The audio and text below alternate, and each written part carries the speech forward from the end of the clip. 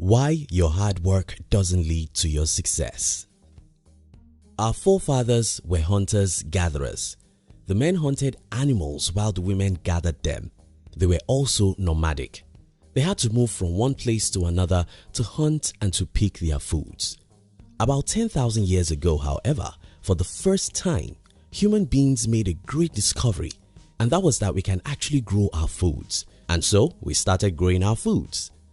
Prior to this era, our fathers had to be extremely strong physically because they woke up every day to fight with animals, many of which were wild animals.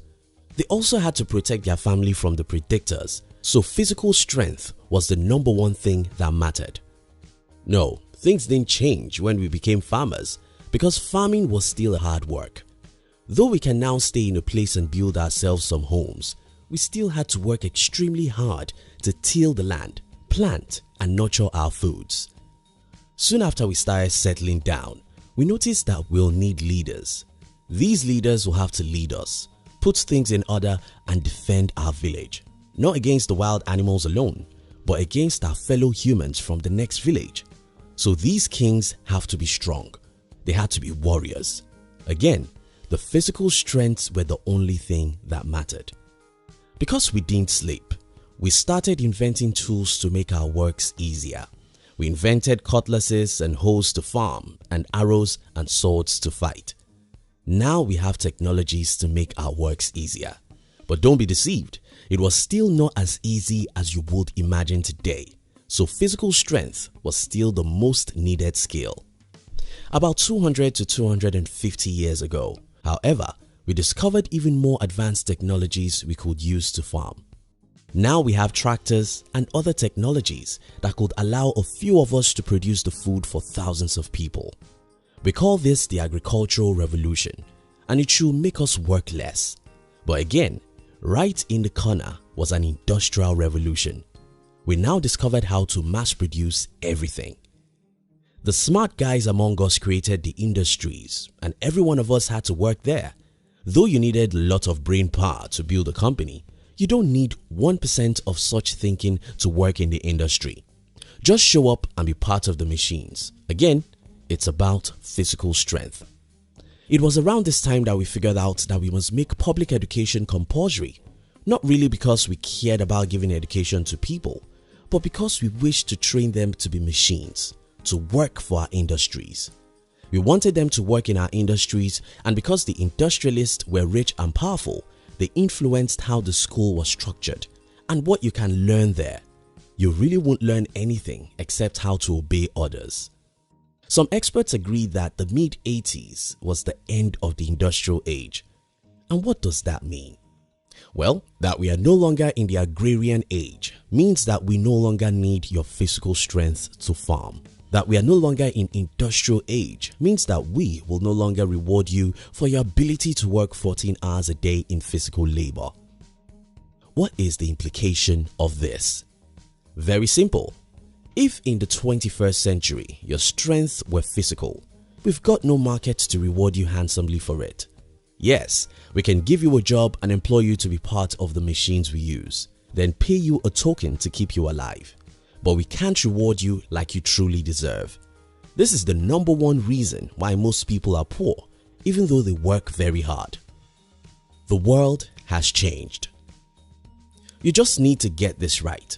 The world has changed. We are no longer where we used to be, so we do not appreciate what we used to appreciate. Take for instance when you were a baby. Your favorite gift could be candy or toys. Today, if I give you these two things, would you appreciate it? Probably no. But why? Because you've moved on and you can only appreciate something else now. So it is when you're trying to offer the old service to the new world. You get it?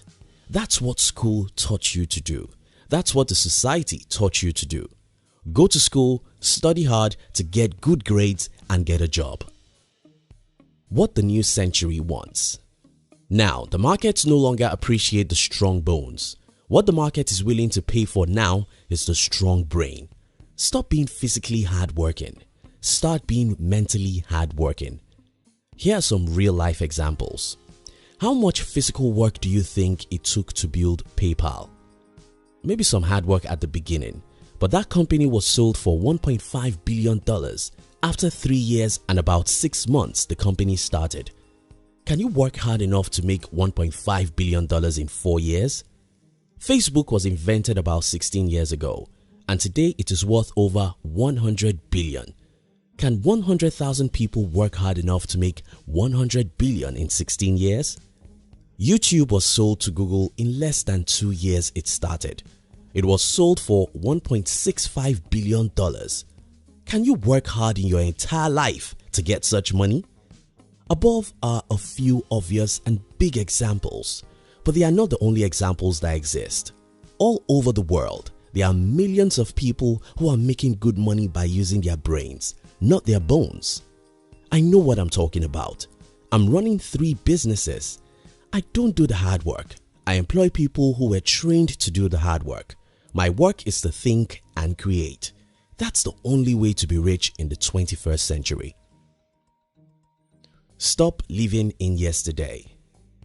Stop being in the 19th century. Stop thinking that hard work will make you rich. Napoleon Hill wrote arguably one of the best books on money. Hill did not call that book Work and Grow Rich. Even though he published the book in 1937, he called that book Think and Grow Rich. The key word here is think. Henry Ford built one of the biggest companies in his generation. When he wanted to give advice, he didn't say that hard work is the secret of success. Thinking is the hardest thing therein, and that's why most people don't do it.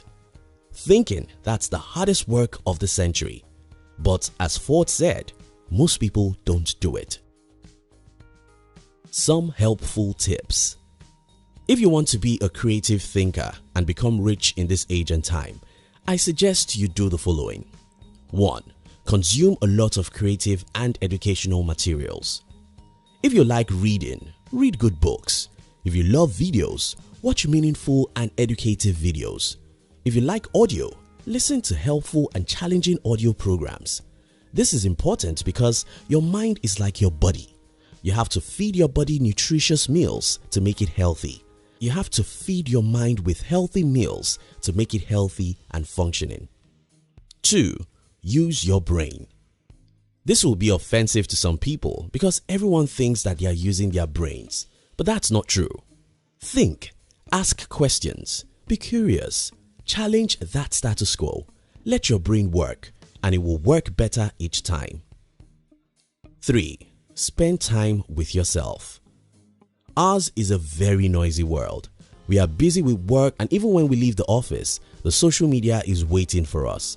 Because of this, we don't have time to be with ourselves. Just as you can't know other people until you spend time with them, you can't know who you are if you don't spend time with yourself. 4. Hang around creative and positive thinkers.